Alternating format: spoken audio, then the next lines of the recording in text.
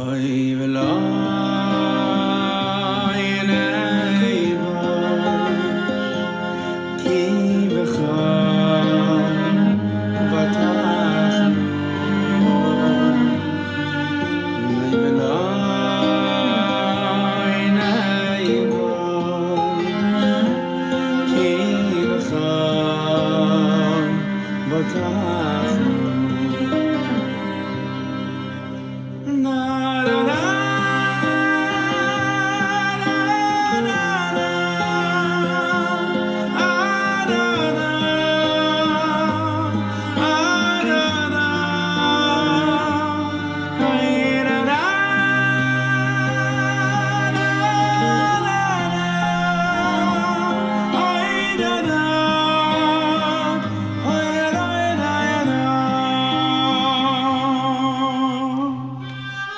That one's called Chelkeinu from Eitan Katz. We're working our way through his Unplugged number 3, the songs of Shlomo Carlebach. I wish I could do it twice, because I didn't do it yesterday. Let's light up the darkness. Who is with us on a Friday afternoon? Shandora in the Bronx, Sharon in New Jersey, Yehudit in Florence, South Carolina, wishing everyone a restful and rejuvenating Shabbos. Melissa in Great Neck, Bella in Florida, Guy in Ohio, Paula in Chicago, John in Scotland, welcome from across the pond, James in Indianapolis, Miriam in Hayden, Colorado. Excuse me. And over there on the YouTube side, Lien in North Texas and Aoife in Florida. Welcome, everybody. Okay. We left a little cliffhanger yesterday. So where are we holding? Today's daf is Mem Dalet, page 44 here in Tractate Kesubos, the 15th volume of the Talmud. These are the laws of marriage contracts. Here in chapter 4, we're starting to finally get more into the actual nitty-gritty of marriage contracts, right? We've done so much about sort of conditions precedent and, you know, what happens and the difference between a virgin and a non-virgin entering a marriage and the minimum sort of a prenup that there is, right? The minimum amount that this woman will receive if the marriage ends because the husband dies or he divorces her. If she's a virgin, she gets more than if she's a non-virgin, 200 dinar versus 100 dinar. How that intersected in chapter 3 with the law of the rapist and the seducer who renders her not a virgin.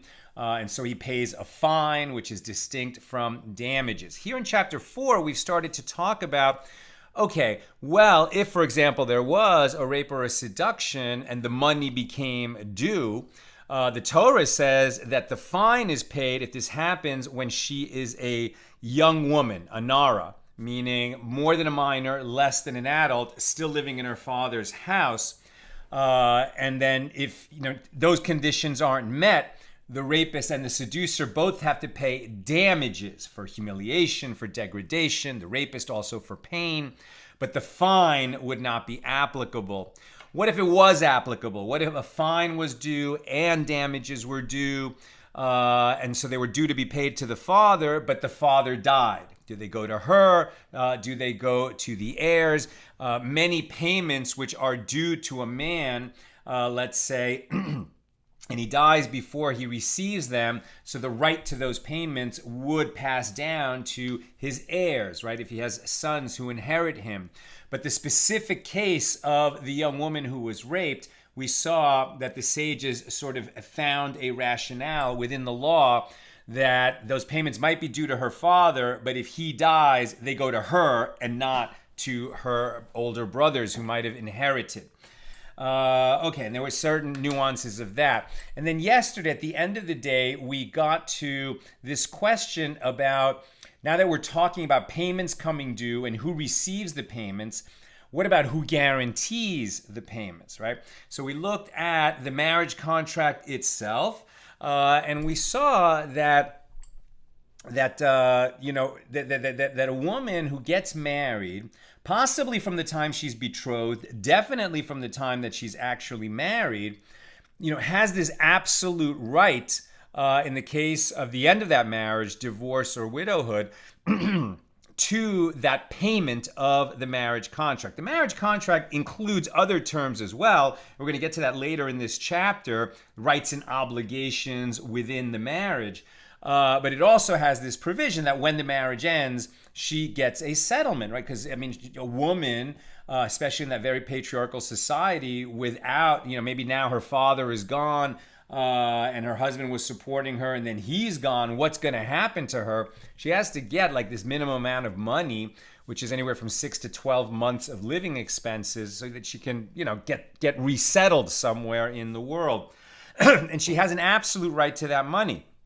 Meaning that if during the marriage the husband was, not managing his business affairs very well, and he had some property and he sold it, and then he drained away the proceeds of the sale, and when he died he was just absolutely penniless.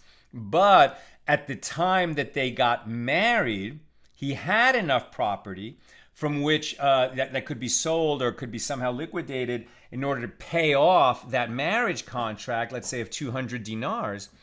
Then, even though he sold that property, she can actually go to court, and the court will go to the person who bought that property and will say, you know what, that property was not the husband's to sell to you.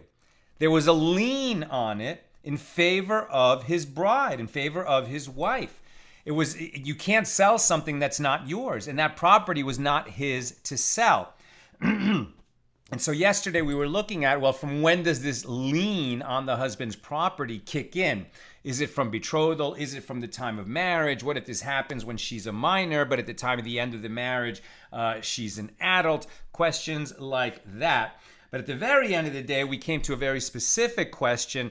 What happens if he, at the time they got married, so they wrote a marriage contract, and he promised the minimum amount. Let's say she was a virgin when they got married, so the minimum amount is 200 silver dinar.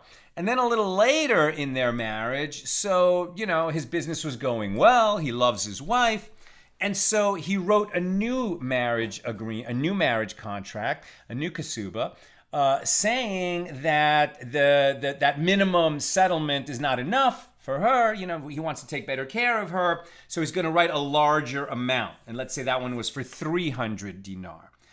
Then the marriage doesn't go so well, and they get a divorce.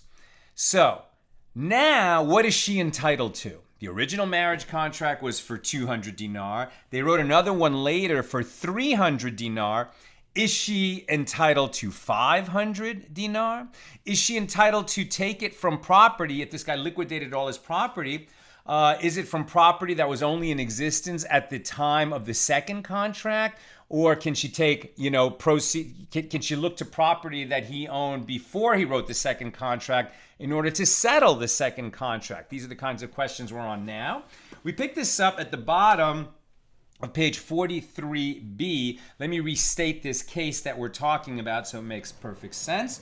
The Gemara asks, and did Rav Huna actually say this, that a woman has a lien on her husband's property from the time of betrothal as opposed to from the time of marriage, with regard to payment of the 100 or 200 dinars that constitute the main sum of the kesuba, the marriage contract?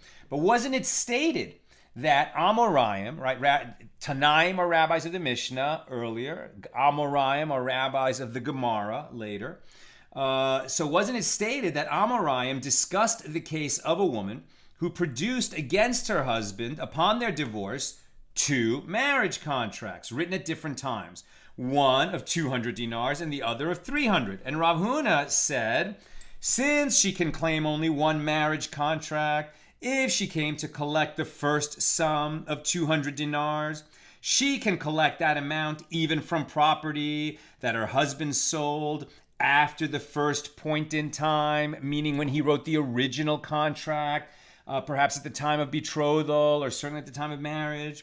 when this marriage contract was written. And if she wishes to collect the one worth 300 dinars that was written at a later time, and now there's no property for her to collect from, because he sold everything, lost everything. But what property can she chase afterwards, as it were, that she had a lien on it? She can collect from property that her husband sold after the second point in time, right? So she can only collect from property that he owned at the time that he wrote the second contract. That's the essence of the lien in this case. So the Gemara explains the difficulty. And if it is so that Rav Huna maintains that the lien for the basic sum and the addition can be ascribed to different dates, so let her collect 200 dinars from the property sold after the first point in time, right, when you wrote the first marriage contract, and she was already entitled to the basic sum of her marriage contract from that day. And then she can collect the additional 100 dinars from property that was sold after the second point in time. Since she was already entitled to 200, if that property, let her go after the property that he owned at that time. And then only for the additional 100, she should go after property. She can't go after property that existed before the second contract, that didn't exist before the second contract, but she can, find property that existed after the second contract. Now, the Gemara refutes this argument. And even according to your reasoning, let her collect the entire 500, right? 200 original contract, 300 later. Let her collect the entire 500 dinars, the sum of both marriage contracts. She should be able to collect 200 from the property sold after the first contract was written, and 300 from property sold after the second stipulated time, right? So there's two questions at work here. Number one, there were two marriage contracts, one for 200 and one for 300. So the first question is she entitled to 500 dinars because the intent of the second contract was to add another 300? Or is she only entitled to 300 total because the intent of the second contract was to revise the first contract and raise the amount from 200 up to 300? That's one question. And the other question is, from where can she collect this money? If at the time of their divorce he had a healthy bank account, okay, easy question. She just goes after the cash in his account. But this is a large amount of money, and maybe he doesn't have so much cash on hand. And so she's going to have to go after his property and have that sold in order to pay her the cash. But maybe he already sold his property and he doesn't have any. Does she have this effective lien? Which property can she go after to execute the lien? Is it only property that he sold after the first point in time for the original 200, and vis-a-vis the later 300, she can only go after property that he sold after that second contract was written? That's the other question, right? How much is she owed total? 200, 300, or 500? And from where can she collect that money? Those are the two questions. All right. So rather, what is the reason that she may not collect the entire sum of 500 dinars? Since he did not write to her in the second contract, quote, this is what the husband should have written if that was his intent. I chose to add to the payment of your marriage contract, and therefore I am writing a contract for 300 dinars in addition to the first 200 dinars. Since he didn't write that, it is apparent that this is what he meant to say by writing the second marriage contract. If you collect from property sold after the first point in time, you may collect 200 dinars. If you collect from property sold after the second point in time, you may collect 300 dinars, right? So depending on what property you're going to be going after is how much you can get. But the total that he meant, he was just wanting to raise the settlement from 200 up to 300, not add an additional 300. Now we're on page 44a. And here too, this is the reasoning for the ruling that she does not collect the additional 100 dinars from the second stipulated time, as he did not write to her in the second marriage contract, I added 100 dinars to your original marriage contract of 200 dinars. Evidently, he did not add to the existing marriage contract. Rather, she forgave her rights to the first marriage contract, including the lien on his property from the date it was written, in order to accept the second marriage document, right? So what they're saying is, no, what must have been intended here is that from those early days in their marriage, when she had a contract for 200 dinars and a lien on property that he had from the time that the first contract was written, he said to her, listen, let's revise your contract. We'll make it 300 instead of 200. And you can have a lien on property that I own at this time, when they wrote that second contract. Okay, new subject, new-ish. After clarifying Rav Huna's opinion, if you consider that clear, the Gemara turns its attention to a more general issue. Connected to his last statement, the master, i.e. Rav Huna, said, as indicated in the above discussion, that if she wishes, she can collect the sum specified in this marriage contract, and if she wishes, she can collect the sum specified in that marriage contract, either the earlier contract or the later contract. And the Gemara, and you'd say, well, obviously she wants to collect the bigger one, but the bigger one might not have any property that she can extend the lien to, and she'll end up with zero, whereas the earlier one that was smaller, but there's property that she can exercise the lien on it and get at least that 200. So maybe she has this choice between the two contracts. Now the Gemara asks, shall we say that this opinion disagrees with the opinion of Rav Nachman? What did Rav Nachman say? Rav Nachman said, with regard to two documents that pertain to the same issue and that are produced one after the other, for example, a pair of documents that ascribe the transfer of ownership over a particular field at two different times, and the second later document, if you have a bill of sale, right, that Tom lives next to Joe, and Tom is going to sell his field to Joe. And then there are two bills of sale for the purchase of that field. Both bills of sale, written at different dates, seem to describe the same transfer, maybe for a different amount of money. But in both bills of sale, Tom sells Joe a field. So what do we do with these two contracts that seem to contradict each other? I mean, if they describe exactly the same thing, then who cares? But let's say that the purchase price is different. Or, as we'll see, one says it's a bill of sale and the other one says it's a receipt for a gift of that field. Well, which is it? Was it a sale or was it a gift? So one way to deal with that is, if there's two and they're produced on different dates, must be that the later one nullifies the first. Whatever the intention of the first contract was, it's overridden by the later one. And so we just use the later contract, the later bill of sale. Well, in our case here, where there was two marriage contracts, an earlier one and a later one, so let's just nullify the first one, and it's only the second one that is legit, and that we're going to, use it to assign the rights and obligations of the parties. But the Gemara refutes this suggestion. Was it not stated with regard to this law of Rav Nachman that the second one always overrides the first?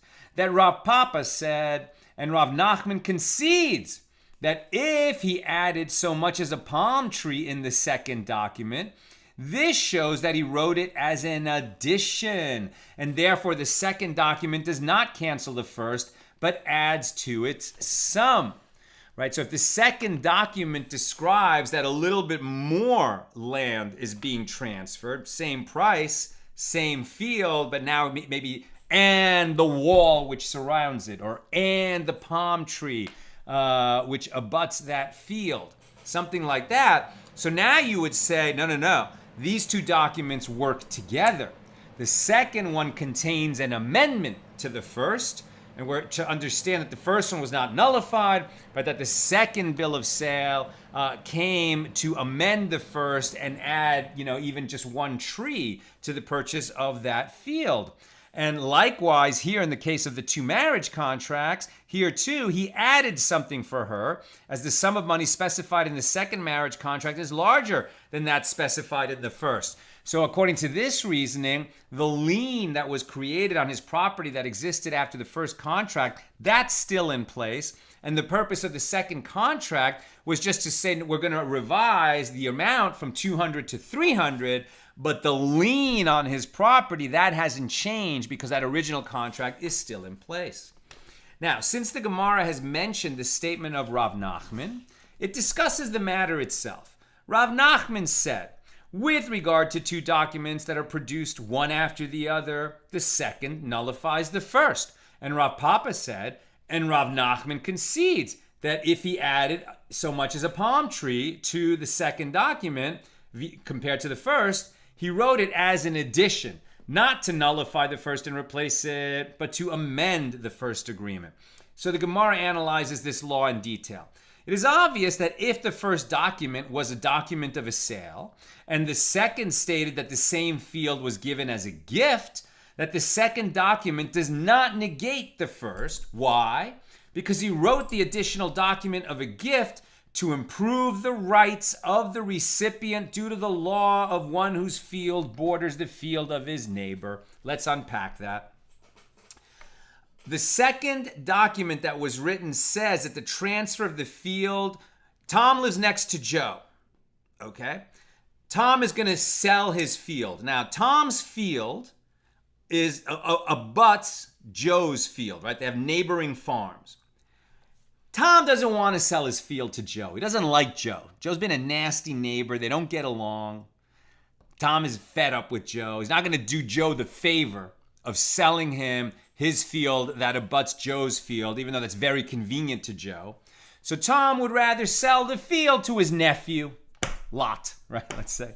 He'd rather sell the field to his nephew. So he writes up a bill of sale and he sells the field to his nephew. Why would he later also write up a second document that says that the transfer of that field to his nephew is a gift? He sold it to his nephew. Now he's adding a document that says it's a gift. Does that mean that he's now going to actually just give it to his nephew and his nephew doesn't have to pay for it? No, that's not what happened here.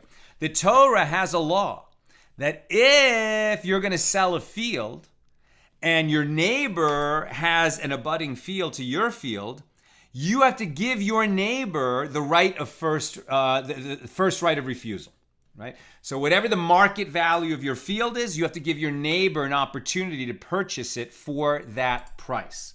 Why? Because if it makes no difference to you who you sell your field to, you should certainly sell it to the person who's going to benefit most from it, right? And the one who's going to benefit most from having your field is your neighbor whose own field, shares a border with your field. Now he's going to have two contiguous fields, much easier to plow, harvest, etc. Two fields that are right next to each other than, two fields where one's on your farm, the other one is across town. So the Torah actually commands, it's a mitzvah, that you give your neighbor the first opportunity to buy that field at market value. Tom doesn't like his neighbor. He'd rather sell to his nephew, but then he's, not obeying a direct commandment in the Torah. However, there's a way around this. If you're going to make it as a gift to your nephew, then your neighbor's out of luck, right? I mean, because he has a right to purchase it. He doesn't have a right to receive it as a gift. And I can do anything I want with my own field. So if I want to give it to somebody as a gift, I can do that. And then my neighbor's just out of luck. So here, it looks like what Tom is doing is he's, engaging in a kind of like, really understanding the technicalities of this law, and he's creating two documents to memorialize the transfer of his field to his nephew. One is the actual purchase agreement. He's going to sell it to the nephew for money. And another one is a document indicating that he's giving it to his nephew as a gift, so that if Joe ever comes along and says, hey, you should have sold it to me. Your uncle should have sold that field to me. Now you have to sell it to me. The nephew can say, yeah, but what are you talking about? My uncle gave it to me as a gift, and here's the evidence that he gave it to me as a gift. Now, if Joe could find that other document that what are you talking about? It was a purchase agreement, then maybe he can get a hold of that field. But this is why the second agreement, being a gift document, would be useful to the nephew. Even if it's not a lie, right? Like the first one is a purchase agreement, and the second one is, and I want you to know that I want you to have this field, right? And I gift to you the right to own this field, even though he also sold it. That gift document augments the rights of the nephew so that he won't have to cough it up to the neighbor who might have had the right originally to purchase it. And so you can't say that the second agreement nullifies the first, per the principle of Rav Nachman, because they're totally different terms. These documents are meant to work together, not that the second document, the gift document, nullifies the purchase agreement between Tom and his nephew. And so all the more so, this is the law if he wrote the first document as a gift and the second in the form of a sale. As we say, it was due to the law of a creditor that he wrote it in this way, out of concern that his creditor might come and snatch the field from the recipient and leave him without redress. He writes a document of sale for the recipient so that he can return and collect this sum from him. Right? So the creditor might have a lien on that field, and so you want to actually just give it to a different situation. Not, I sell it to you and I'm giving you a gift document to protect you from the neighbor saying he would want to buy it. But rather, I want to give it to you, and now I'm also going to give you a bill of sale because if a creditor comes along and snatches that field away from you because he had a lien on me, then you can use this purchase agreement to come back to me and ask me for the money. That since I gave you a field, and like if I sold you a field and then it was taken from you, you can go back to the original transferor and say, hey, you sold me a field, but then it was taken by your creditor. Give me my money back, right? Or in this case, it was a gift, but you meant to give me this field. Maybe it was a gift, but it was really in exchange for some other service that I provided you. So now the gift document followed by the purchase document protects the recipient of that field. And that's why, again, you might have a sale document followed by a gift document, or a gift document followed by a sale document, different circumstances. But in both cases, the two documents, the second one doesn't nullify the first, rather they're intended to work together. So Rav Nachman would say that if both documents were bills of sale, or both documents were deeds of gift, then the second nullifies the first. Rav Nachman would say, yeah, I get you. I agree with you. If the two documents are different kinds of documents that are meant to work together, certainly the second one doesn't nullify the first. But if you've got two bills of sale for the same property, or two deeds of gift for the same property, then you should concede to me that the second one nullifies the first. Now the Gemara asks, what is the reason for this law? The Amoraim argued over this matter. Rafram said, say that the recipient of the field admitted to him that the first document was invalid. For example, it was forged, and he therefore wrote a second valid document. So Rav Acha said, say that the recipient forgave him his lien from the date of the first document. Consequently, if the seller's creditors collect this field as payment for the debt owed to them, which necessitates the seller reimbursing the buyer for the purchase price of the field, the buyer has a lien only on property owned by the seller from the time of the second document. That's why it's important to understand that the second document nullifies the first. That's the purpose of this law. So the Gemara asks, what is the practical difference between these two explanations? And the Gemara explains the practical difference between them involves several cases. First, there is the issue whether this serves to impair the reliability of the witnesses. Right? Two reasons were given why you would want to have a law which says that if there were two purchase agreements for the same field, that the second one nullifies the first. The first explanation was, well, we want to establish that because there was something wrong with the first bill of sale. Maybe it was forged. Maybe it was flawed. Maybe it wasn't signed properly, whatever. But especially if it was forged and then we wanted to replace it with a legit document, that's a reason to nullify it. Or the second reason is because the seller's circumstances have changed and the second one creates a lien on the property only from the time that it was written and nullifies the lien that existed after the first document was written. So the Gemara is asking, what's the practical difference between replacing an illegitimate first agreement or establishing a new time from which the lien exists on the property. I mean, those are pretty different legal explanations. But practically speaking, what does that mean? I mean, where does that actually create a different outcome?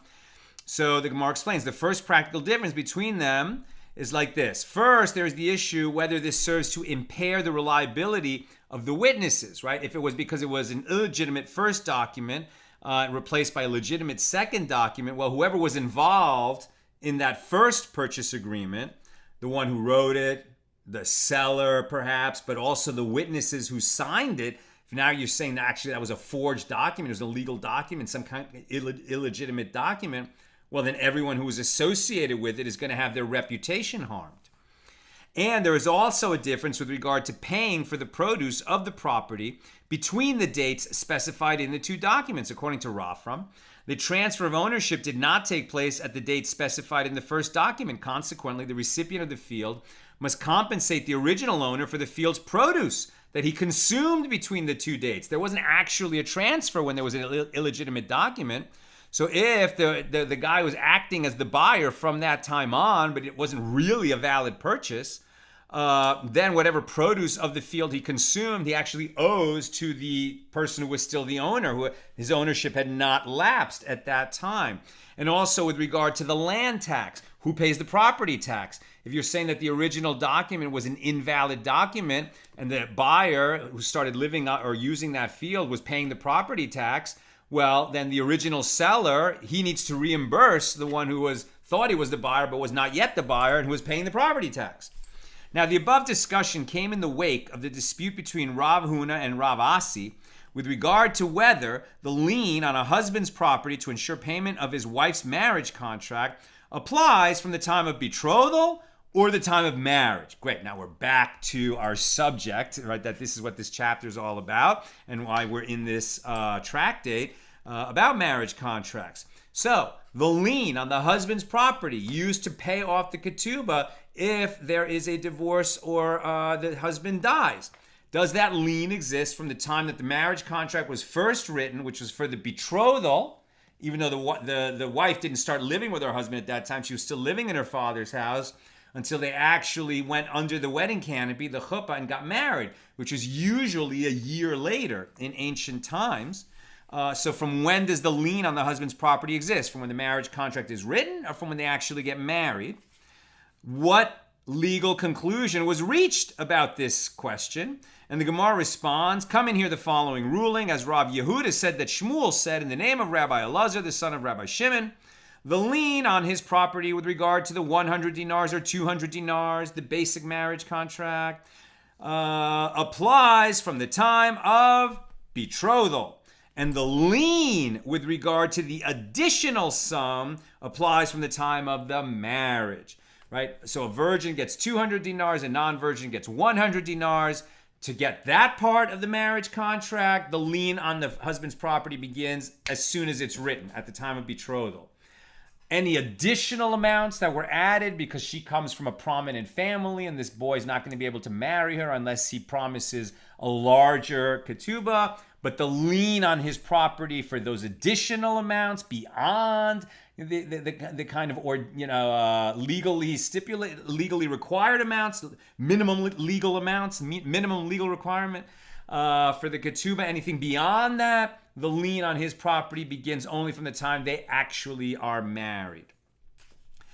And the rabbis say the lien with regard to both this and that takes effect only from the time of marriage, not from the time of betrothal, but the whole marriage contract vests at the same time, and only when they actually get married does the lien on his property take hold. And the law is that with regard to both this and that, the lien takes effect from the time of marriage, not the time of betrothal. That concludes our discussion of Mishnah number 2 here in chapter 4. Here's Mishnah number 3. In the case of a female convert whose daughter converted with her, and later as a young woman, the daughter engaged in licentious sexual relations when she was betrothed, which means she committed adultery, she is executed by strangulation, not stoning, the method of execution that would be employed had she been born Jewish. Okay. You might think, how significant is this difference? She's a Jewish woman who commits adultery, she's executed. If there are witnesses and she is warned, etc., this almost never ever happened in real life, but she would technically be liable to execution. But the question is, what kind of execution? Stoning or strangulation? And there seems to be a difference for one who was born Jewish versus one who converted to Judaism. Now, she has neither the law of being executed at the entrance to her father's house, as in the case of a woman who was born Jewish and who committed this crime, nor does she receive 100 selah if her husband defamed her by falsely claiming that she had committed adultery. And the reason is that the verses state Israel, Deuteronomy 22, 19, and 21, with regard to these laws, indicating that these laws apply only to those who were born Jewish and not to those who converted. Now, generally, we sort of think, wow, it's so unfair. I mean, anybody who converts should have exactly the same treatment.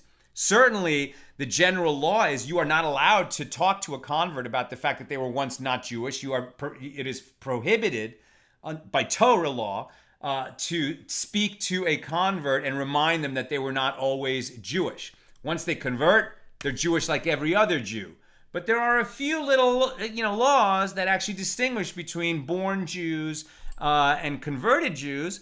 And one of them is the manner of execution when they commit adultery. However, if the woman who converted and then had a child after she converted, if the convert mother's conception of her daughter occurred when the mother was not yet in a state of sanctity, i.e., when the mother was still a Gentile, but the birth took place when her mother was in a state of sanctity, meaning a woman was undergoing conversion and she conceived a child before she converted, and then while she was pregnant, she finished her conversion and became a Jew. So the child in her womb, in this case a girl, was conceived before sanctity, meaning before the mother became a Jew, and she was born after sanctity, after the mother became a Jew. In this case, if this daughter grows up, gets married, and commits adultery, this is punishable by stoning. If she committed adultery, this is punishable by stoning.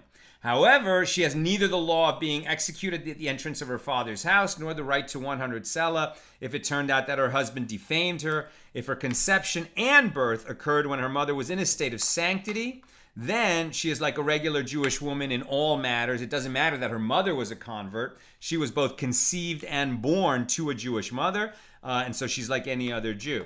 So if a young woman who is betrothed commits adultery, she has a father, but the father does not have a house for him to have an entrance to his father's house, or if she has an entrance to her father's house but does not have a father, as he passed away, so she is nevertheless executed via stoning, as the requirement that she has to be executed at the entrance to her father's house is stated only for a mitzvah, but is not an indispensable requirement of her being stoned for committing adultery.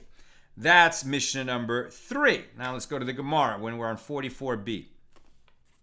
Since the rulings of the Mishnah are based on the principle that the special laws of a betrothed young woman who committed adultery apply only to a woman who was born Jewish, the Gemara questions the law that a woman who was conceived when her mother was a Gentile but born when her mother was Jewish is executed via stoning. From where are these matters derived? And Reish Lakish said, as the verse states, and the men of her city shall stone her with stones that she die. Deuteronomy 22:21.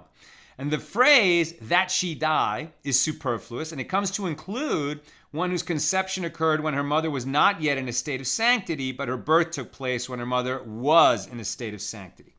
And the Gemara asks, if so, if the verse equates her to a regular Jewish woman, let her husband also be flogged if he defames her, and let him also pay the 100 selah.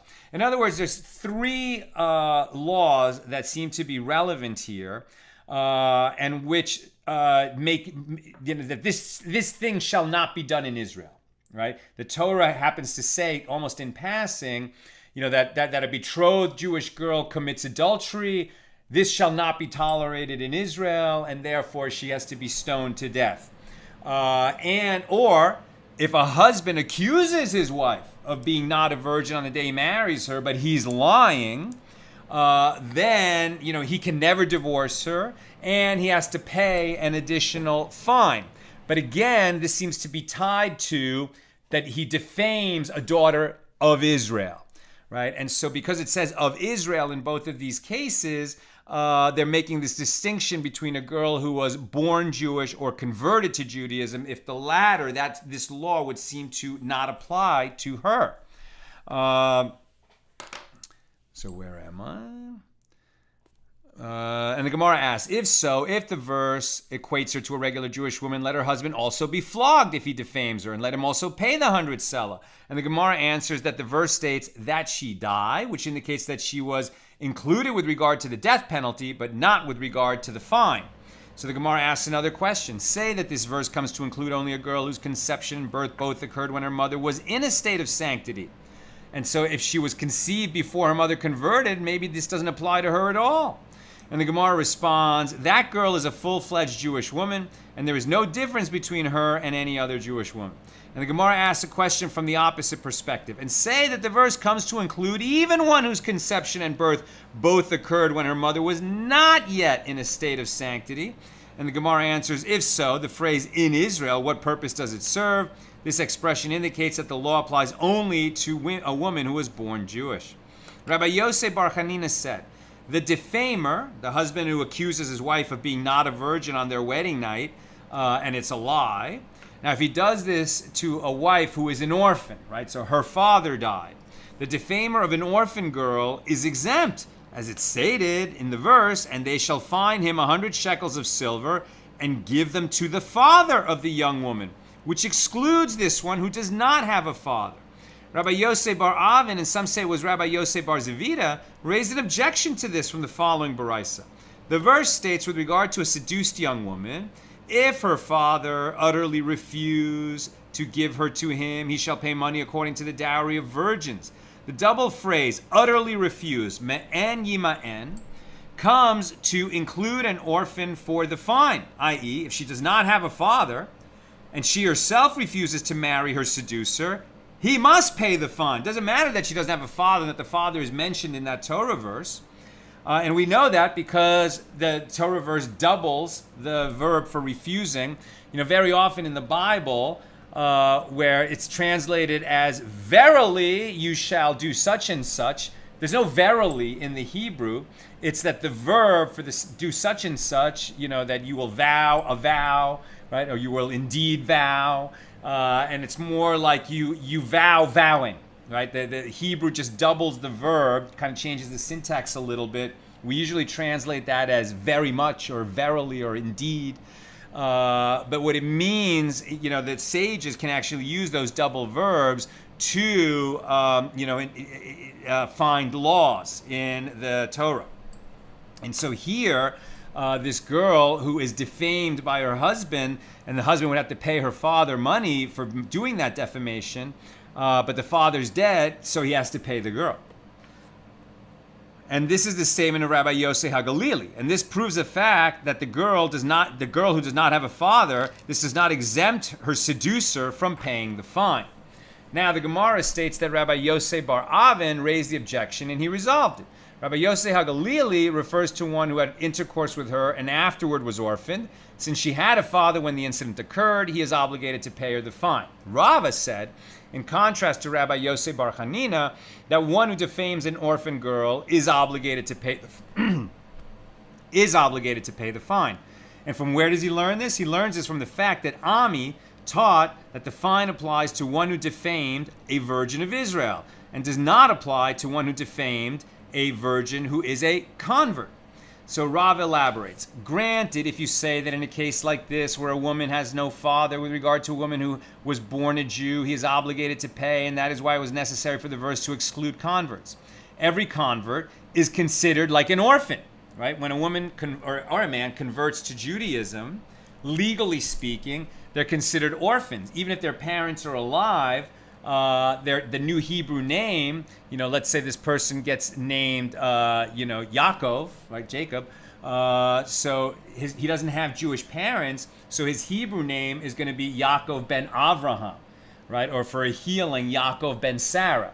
All converts are considered that Abraham and Sarah, the original Jews, are their parents. But Abraham and Sarah are long dead, and so every convert, for purposes of these kinds of Jewish laws, is considered an orphan.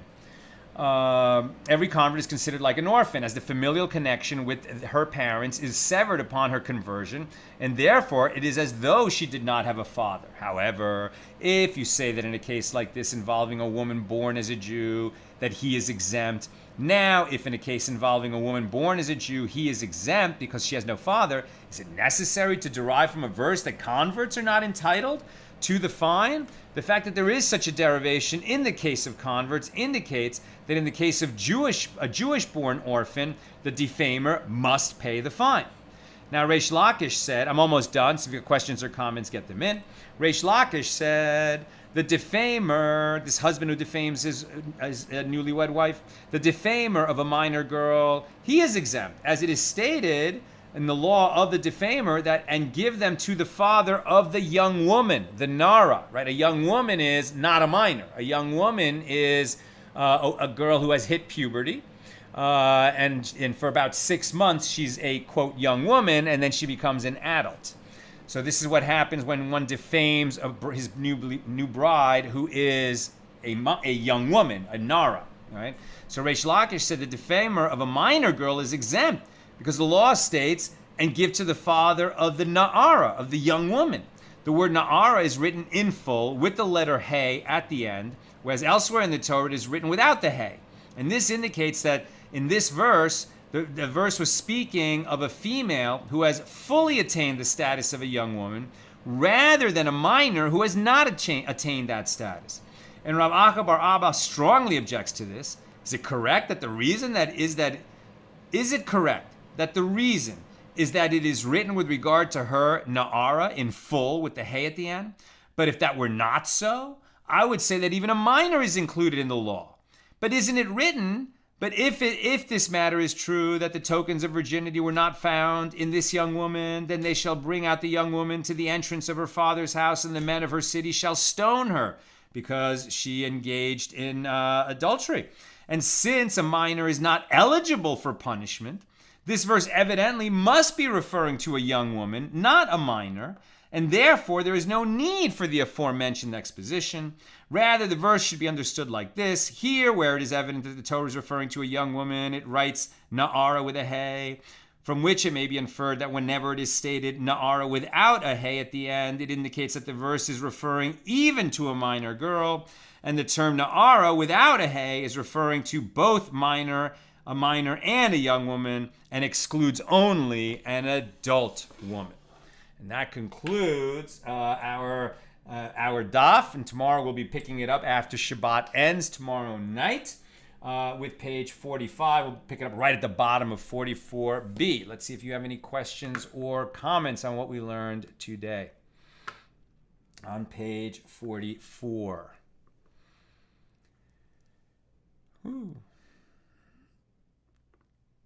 Here we go, on page 44.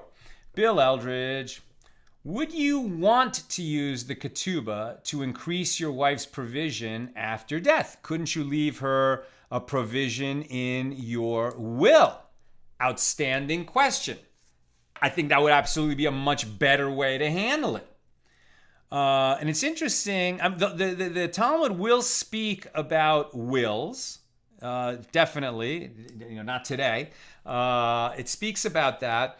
Often when it talks about kind of like a person's dying wish, what he said on his deathbed, kind of it was an oral will, as it were. But there were wills, and that would certainly be a better way to deal with it, right?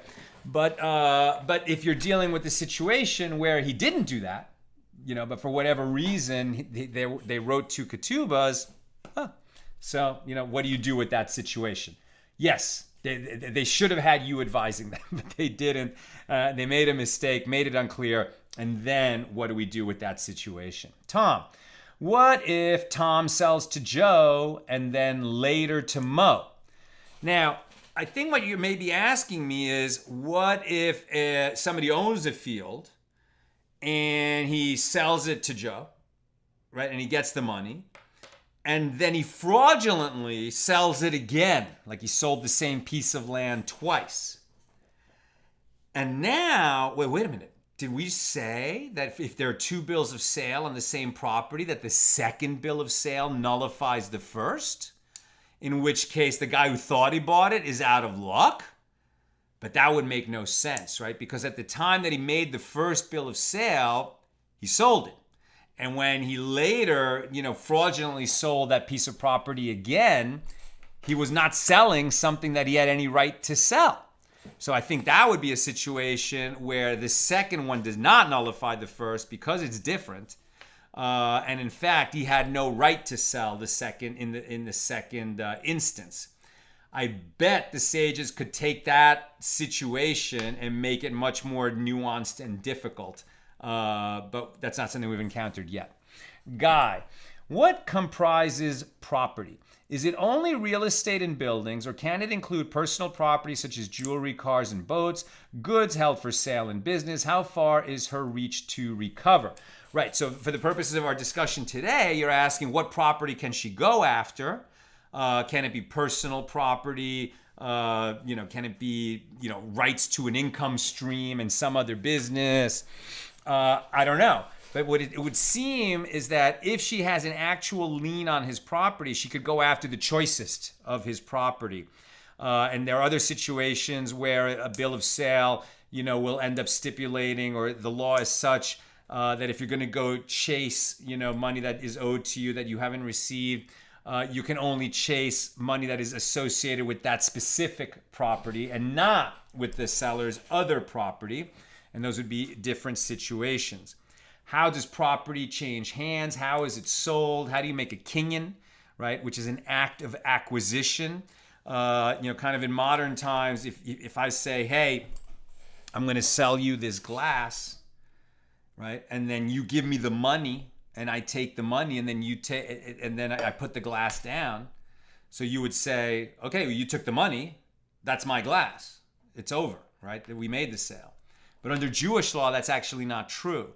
The money changing hands does not complete the sale. That sale is only going to be complete when the buyer actually takes the glass and lifts it into his domain. Now he can actually, something small like this, he can actually just pick it up, and now he's made a kinyan, an active acquisition. But if it's a field, right, like you can't pick up the field. So there has to be an active acquisition, which is often like a transfer of some material object, like a handkerchief, but it's something that's visual, like where witnesses could say, and then he made the kinyan, then he made the active acquisition. Or if somebody's buying and selling an animal, right, you actually have to the buyer has to take, the halter of the horse, for example, and draw the horse a couple steps toward him. And that would be that final active acquisition. Those kinds of laws we'll be studying. And usually when people start learning Talmud, kind of traditional yeshiva education, they don't start at the beginning of the Talmud with tractate brachas. They start in the middle with I think it's Bava Kama or Bava Metzia. But they actually start with the laws of buying and selling. And you'll see that it's a very, very interesting area of the law. You might think, oh, well, blessings and Shabbos, so uplifting, that's going to be the most interesting part of the Talmud. But as you'll see, when we get to the middle of the Talmud and those tractates, first of all, there's many very spiritual lessons associated with them, but also it's so practical, so real world, and so very much, like that's what people really spend most of their time doing, right?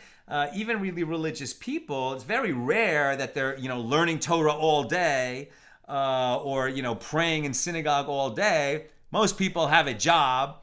Or if they're homemakers, they're going out to the store and buying groceries to feed their family, etc. And we spend more time kind of engaged in business and commerce, than almost anything else. in our lives. And so the Torah laws that regulate, how we buy and sell, how we hire and fire, all of that, is meant to also be a spiritual practice. And there's a right and a wrong and a moral and an uplifting and a spiritual way to conduct ourselves in business at all times. And when we eventually get to those laws, I'm sure you'll find it fascinating. And finally, Bell, where is it in the Torah that a converted Jew is not to be questioned, Ray, their status? I don't have a chapter and verse on that, but it is definitely a very well-established traditional teaching, right? Don't remind the ger, he is a ger.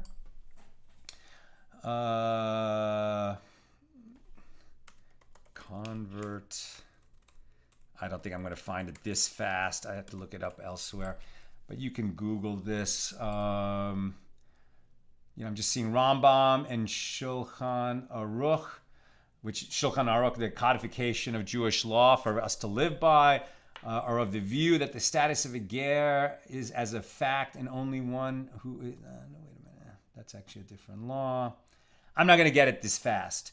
But it is for sure an established law that you cannot embarrass a ger, a convert, by reminding them that they are a ger. If they want to talk about the fact that they converted and what they learned, etc., that's fine. But you can't, one who was born Jewish can't remind the convert that he was once not a Jew. That is considered, embarrassing someone or humiliating them in some way.